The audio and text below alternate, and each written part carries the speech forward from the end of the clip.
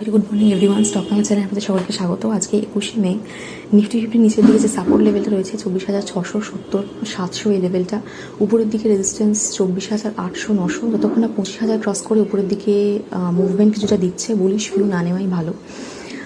আর option chain দেখলে call রাইটারের সংখ্যা আমরা বাড়তে দেখছি, বুট রাইটারের সংখ্যা কমেছে।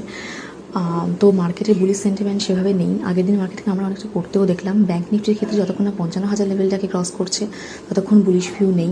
নিচের দিকে 54,850 সেই লেভেলটা মোটামুটি সাপোর্ট হিসেবে কাজ করছে। সেন্সেক্সের ক্ষেত্রে 81,150 লেভেলটা সাপোর্ট হিসেবে কাজ করছে। উপরের দিকে রেজিস্ট্যান্স 81,400 এরকম রয়েছে। এছাড়া আগের দিন HDFC bank, ICICI bank, Reliance, মানে মেন যে তিনটে এরকম কোম্পানি যার জন্য অ্যাকচুয়ালি মুভমেন্ট দেয় নিফটি ফিফটি সেন্সেক্স, তো এইগুলোকে আমরা অনেকটা পড়তে দেখলাম। এছাড়া এফআইআই ডাটা কালকে শকিং, 10,000 কোটি মতো সেল করেছে এফআইআইরা। ডিআইআই বাই হয়েছে, কিন্তু তাতেও মানে অনেক দিন ধরে আর কি বাইং চলছিল এফআইআইয়ের, অনেক দিন পর এতটা এরকম সেলিং আমরা দেখলাম। তো পরের দিকেই ডাটার দিকে নজর রাখতে হবে যে কতটা কি আরও সেল হচ্ছে। এছাড়া কত কটা কোম্পানির রেজাল্ট বেরোলো। আমাদের ডিকসন টেকনোলজির আমরা রেজাল্ট দেখছি যে profit after tax 322% year profit বেড়েছে।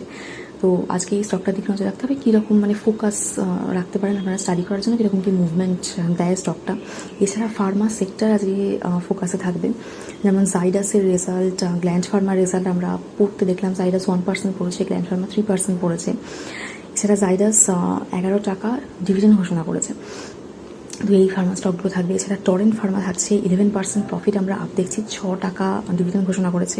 ফান্ড রেজিংও করছে 5,000 কোটি টাকা মতো, পরবর্তীকালে এটা ফোকাসে রাখতে হবে।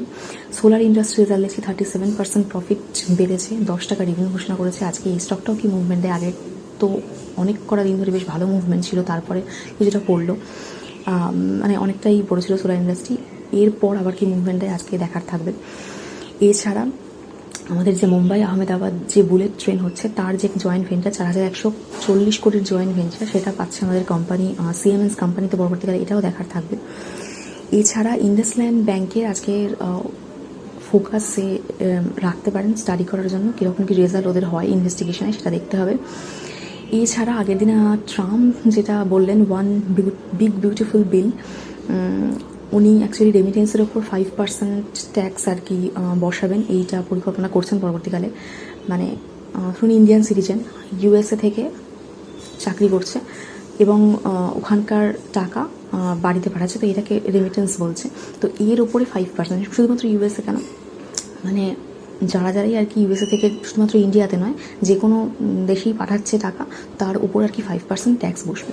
তো এটা হলে ইন্ডিয়ান ইকোনমিতে একটা ব্যাড এফেক্ট পড়বে, কারণ ইন্ডিয়া থেকে হচ্ছে বাইরের সমস্ত দেশ থেকে যা যা টাকা আসে সব থেকে বেশি ইন্ডিয়াতেই আসে, আর ইন্ডিয়ার 28% এরকম টাকা আসার ক্ষেত্রে ডিপেন্ড করছে ইউএসের ওপর, মানে ইউএস থেকে 28% আসছে। তো ইউএস যদি এরকম ট্যাক্স বসায় ইন্ডিয়ান ইকোনমির ক্ষেত্রে এটা ব্যাড নিউজ। পরবর্তীকালে এটা রাখতে হবে নিউজে, দেখতে হবে যে কি সত্যি করে আদৌ হয় কিনা। এখনও দেওয়া হয়নি, জাস্ট বিল রয়েছে একটা। তো এই খবরগুলো আজকে ইন্ডিয়ান মার্কেটে রয়েছে। এছাড়াও কোভিড নিয়ে খবর রয়েছে, মানে কেস দেখা যাচ্ছে, কিন্তু ইন্ডিয়ান গভর্নমেন্ট আমাদের জানিয়েছে যে সেই রকম প্যানিক করার কোনো সিচুয়েশান নয়। তো মানে সেই জন্য যে মার্কেটে এখনও কোনো মুভমেন্ট আসতে পারে বা কোনো কিছু হতে পারে সেই রকম কিছু ব্যাপার নেই এখনও পর্যন্ত।